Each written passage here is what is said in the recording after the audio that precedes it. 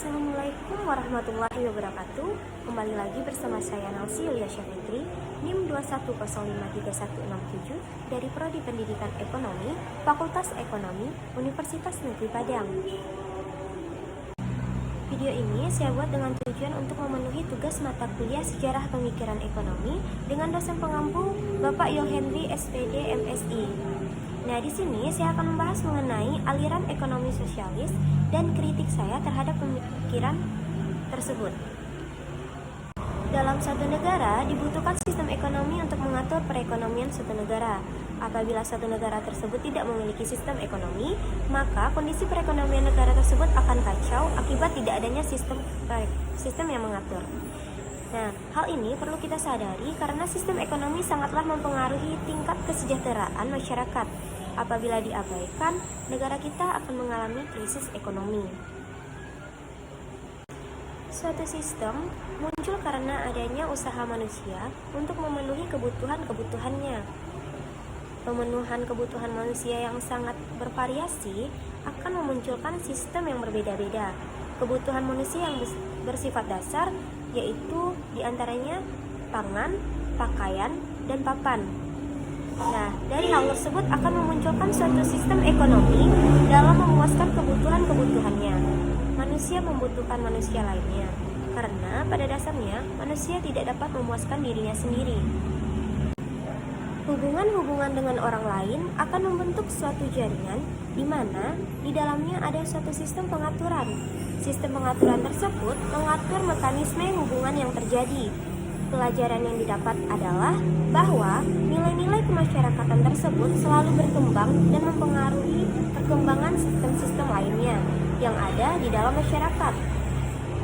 Ada beberapa jenis sistem ekonomi yang diterapkan dalam suatu negara seperti sistem ekonomi kapitalis, sistem ekonomi sosialis, sistem ekonomi campuran, dan sistem ekonomi Islam serta sistem ekonomi Pancasila. Tetapi di sini kita hanya membahas tentang sistem ekonomi sosialis dan kritiknya terhadap pemikiran tersebut. Yang pertama, paham sosialisme adalah tidak adanya pembagian kelas sosial, mengutamakan kepentingan dan kekuasaan negara, hak milik pribadi atas produksi tidak diakui, menjunjung tinggi prinsip kesetaraan dan sederajat, kegiatan produksi, distribusi, dan konsumsi diatur negara. Kelebihan paham sosialisme adalah tidak ada pembatas antara orang kaya dan miskin. Pemerintah merupakan pihak yang bertanggung jawab dalam perekonomian dan mudah melakukan pengendalian harga. Sementara kekurangannya yaitu hak perorangan dibatasi, potensi dan daya kreasi tidak berkembang, dan tidak ada kebebasan individu. Yang kedua yaitu sistem ekonomi sosialis merupakan salah satu sistem ekonomi yang menjadikan pemerintah sebagai pihak yang berperan penting dalam mengendalikan dan mengatur semua kegiatan ekonomi. Di dalam sistem ini, pemerintah memiliki kekuasaan penuh dalam merencanakan, mengambil keputusan ekonomi, dan mengatur semua kebijakan yang bertujuan untuk pemerataan kesejahteraan rakyat, serta memberikan kesetaraan dalam menangani semua masyarakat, baik itu miskin ataupun kaya. Nah, di sini saya tidak setuju atas pemikiran tersebut karena pertumbuhan ekonomi jadi terhambat. Sebab di dalam sistem ekonomi ini hanya pemerintah yang menjadi satu-satunya pelaku pasar. Seharusnya masyarakat juga dilibatkan dalam sistem ekonomi pasar tersebut. Yang ketiga yaitu sosialisme oleh Mill, ialah kegiatan menolong orang-orang yang tak beruntung dan tertindas. Kegiatan ini dilakukan dengan sedikit mungkin bergantung dari bantuan pemerintah. Sosialisme oleh sementara orang juga diartikan sebagai bentuk perekonomian yang pemerintahannya paling kurang bertindak sebagai pihak yang dipercayai oleh seluruh warga masyarakat. Pemerintah juga sebagai pihak yang menasionalisasikan industri-industri besar seperti pertambangan, jalan-jalan, dan jembatan. Yang keempat yaitu tidak terciptanya market atau pasar dan tidak terjadinya supply dan demand. Karena negara yang menyediakan semua kebutuhan rakyatnya secara merata. Saya tidak setuju atas pemikiran tersebut karena masyarakat boleh menentukan harga pasar walaupun itu tidak bebas. Jika kebebasan itu lalu menimbulkan kerusakan atau kesulitan bagi masyarakat, barulah pemerintah mempunyai hak untuk menertibkannya.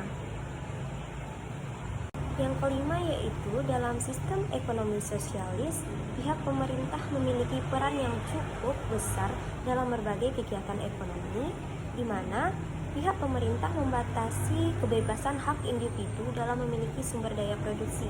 Di sini saya tidak setuju atas pemikiran tersebut karena setiap individu tidak diberikan kebebasan dalam memiliki sumber daya yang ada. Padahal sumber daya tersebut kita berhak untuk memilikinya. Bahkan kekayaan Indonesia pun kita bisa memilikinya dengan memanfaatkannya sebaik-baik mungkin. Sedangkan dalam sistem ekonomi sosialis tersebut hanya pemerintahlah yang berhak atas sumber daya tersebut dan membatasi masyarakat untuk memproduksi sumber daya tersebut. Selanjutnya yaitu dalam sistem perekonomian sosialis, kebebasan dalam melakukan aktivitas perekonomian sangat dibatasi atau terbatas dan membuat sistem perekonomian lebih banyak diatur oleh pemerintah. Nah, sama juga seperti yang tadi, yaitu saya tidak setuju karena semangat berinovasi dan kreatif pelaku usaha menjadi berkurang akibat dibatasi tersebut. Hal tersebut terjadi karena tidak adanya imbalan atas kreativitas mereka.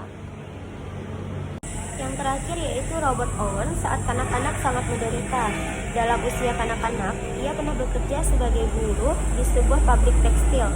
Akan tetapi, karena berkat usaha dan keuletannya, beliau kemudian berhasil menjadi seorang pengusaha tekstil yang kaya raya di Skotlandia. Nah, beliau tidak mau pengalaman yang pahit pernah dideritanya dari masih kecil harus bekerja siang malam pukul 8 pagi hingga subuh dialami oleh pekerja-pekerja lain. Untuk itu, Robert membangun pabrik sebagai model untuk perbaikan kesejahteraan para pekerja yang disebut sebagai parallelogram. Tingkat upah yang relatif tinggi dengan jam kerja yang lebih rendah, para pekerja juga diberi fasilitas. Sekian sedikit pemaparan materi atau pembahasan materi tentang aliran ekonomi klasik dan kritiknya terhadap pemikiran ekonomi tersebut. Mohon maaf jika masih terdapat kesalahan. Saya ucapkan terima kasih. Semoga bermanfaat. Assalamualaikum warahmatullahi wabarakatuh.